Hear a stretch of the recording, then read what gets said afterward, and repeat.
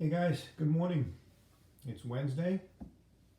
It's a beautiful day out there, and I wanted to check in with you guys to say hello and do a few things with you this morning. Um, First, I want to just say I hope you had a good weekend. I know that was a few days ago now, but the spring is here, and it's definitely getting nicer outside. I think today's going to be a nice day as well. And I certainly would encourage you, especially as we get into the weeks of more and more online learning, where we tend to be inside a lot, to really get outside. It doesn't have to be anything real detailed or complicated. If it means just going outside on your front steps and taking some time to be outside in the sunshine and um, just think a little bit, relax, meditate, whatever you have to do to kind of clear your head of buttons and videos and electronics and all that kind of stuff. So, or just take a walk, go down the street a little bit, take a walk for 15, 20 minutes. Maybe, like I've told you before, if you've got some yard work to do, that's always a good activity to do to kind of keep yourself busy. It's really good exercise as well. Um, but yeah, I really, what Elena's talked to you guys a lot about in her group last week with the emotional toolkit, and it's really important that you take care of yourself and understand what you need as a person, and getting your body and your mind to do different things is always good, and your mental health is important. And I think a lot of people in this COVID-19 situation are forced to be at a desk or in a room in front of a screen a lot, whether it's to do schoolwork or to have fun, TV, watch the news, video games. So I know I've mentioned this many times before, but there are a lot of studies out there that talk about the importance of taking a break from that kind of thing. So I know that that's an issue for you guys, especially the video games. So I hope that you put those down and take a break and enjoy the outdoors, especially on days like today when the sun's out and it's going to be a nice day. And so that's one thing I want to talk to you about. And so, like I said, I hope you had a good weekend. I hope you've got off to a good start this week. By now, you should have seen my part one video on self-advocacy and self-determination. Really important topic for you guys. Really important topic for everybody, but especially you guys who are young and trying to figure out who you are and how you learn best and how you can socialize best. And so I put this part one and part two video together for you with some activities to really get you to not just know your disability and know what it is, but more importantly, how your disability affects you, how your disability impacts your life. And so the first video we did, I wanted to take a step away from you, the individual, a little bit more and talk to you and show you about some famous people who have disabilities. Disabilities are not unique to you guys. There are people walking around your communities and your schools and your colleges with all kinds of different disabilities. It could be hearing, it could be sight, it could be learning disability, it could be autism, could be all different kinds of things. And those disabilities are not, really don't need to define a person. They don't need to define you. They are a part of who you are, but it's not something that should define you. And I showed you that PowerPoint because I wanted you to realize, or hopefully realize, that you can be incredibly successful in life at whatever, at all different kinds of things, whether it's one particular skill or a couple of skills, whether it's socially or at work or as a hobby. Um, you all have talents, you all have great abilities that just have to be tapped into and recognized. And your disability is not something that should define you. And those people that you saw in the PowerPoint are all people who, have some type of disability, whether it be dyslexia, which affects their ability to read in a fluent way, or ADHD, which causes difficulties in focusing, and their attention and their activity is really hyper and they have a hard time focusing on what they're doing. Autism, some had hearing and sight issues. All of those particular disabilities were part of those people's personality, was part of those people's who they are.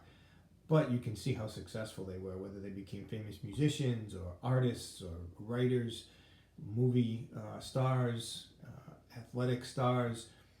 And so I showed you that so that hopefully you realize, maybe there's been times when you've thought, I have this particular disability, and what a bummer, and I'm kind of doomed to not be successful, and I just don't want you to think that way. So hopefully you took a look at that PowerPoint again. I sent it to you and were able to complete those worksheets. I look forward to seeing your work, the work, the work that I sent you, the assignments. I hope that I will start seeing those maybe today or tomorrow. But I wanted to move on to part two. Part two of this lesson is a continuation of part one, but in part two it's going to get a little more into you as a specific person. It's going to get you to look at who you are, what makes you tick, what makes you do the things you do, and how you learn best, and your interests, your likes and dislikes. Again, each of you has a disability. Okay, that's been talked about, documented. By now, you should know what that is. You probably have some understanding at this point of how that disability affects you, which is really the most important thing. Not so much what it is, but how it affects you and how it impacts your life. And again, we all, even if we don't have a documented disability, we all have some type of weakness. We all have strengths. We all have likes. We all have dislikes. And it's really important that you know this, and that's why we're doing this activity, is that the better you know who you are, the better you know what you like, what you don't like, what you're good at and what you're not good at, what you are strong at and what you are weak at. The better you know that, the better it's going to be for you to go into the real world and make relationships with people, get jobs in the community, live maybe on your own.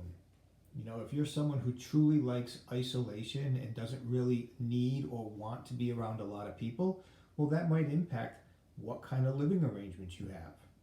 If you're someone who really doesn't want to be around a lot of people, you might look for a one-bedroom apartment. If you enjoy friendships and you enjoy socializing with people and it's really hard for you to go long periods of time without interacting, then you might want to have a roommate. You might want to have a couple of roommates.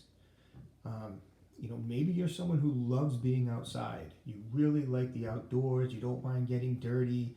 You don't mind being cold or hot. You just enjoy being outside. Being inside for you is too confining. Well, when it comes to getting a job, maybe getting a job in an office is not going to be for you. Getting a job outdoors as a landscaper, or someone who builds houses, or somebody who cleans outdoors, cleans roads or whatever. Those kind of jobs might be more suited for you. When it comes to your likes and dislikes, those things are going to come into play when it comes to meeting people, friendships that you develop, whether they be platonic friendships or romantic friendships. At some point when you're connecting with somebody, they're going to want to know what kind of things you like. What kind of foods do you like? What's your favorite color? Do you have any hobbies that you're interested in? What's your favorite season? Those are the kinds of things that you're going to want to know about yourself, because someone's going to want to know those about you, and you want to share that with people. Having those common interests or those common likes and dislikes will help shape those friendships. I mean, you might be somebody, again, somebody who loves being outside and going on hikes and being outdoor and maybe skiing in the winter and going to the beach in the summer, and then you meet somebody and their whole life is about being inside and they never like to leave their house. Well, that's probably not a relationship that's going to work long term, because you don't have a common interest. So, again, self-advocacy and self-determination is about you knowing as best you can, and it's not going to come overnight and it's not going to happen today or tomorrow, but as you grow and get older and develop and go through life's experiences, you'll learn more and more about who you are and what makes you tick, and what makes you decide to do certain things, what makes you go a certain direction. And that's going to be really important that you develop that. So that's what the assignment is about today. If you're watching this video, you've already received my second email on this, part 2. And attached to the email were a couple of worksheets. And those worksheets are questions designed right for you. They're questions, many of them are things that I even just mentioned now. Likes, dislikes, interests, and then even how you learn. Do you learn best by sitting in a chair, or do you learn best by moving around and experiencing things? Are you a hands-on learner, or are you a book learner? Do you like to write, or do you like to type? Or do you like to speak? Those are kinds of things that, as learners, you'll have to answer questions about those in the worksheet as well. What kind of ways that you learn best? And those also will translate to the workplace. If you're a person who really likes to have things shown to you, then when you're on a work site, that's what you're going to want to do. You're not going to want to get a manual that you have to read. You're going to want to have somebody do the job, show you how to do it, and then you do it after they do, model it for you.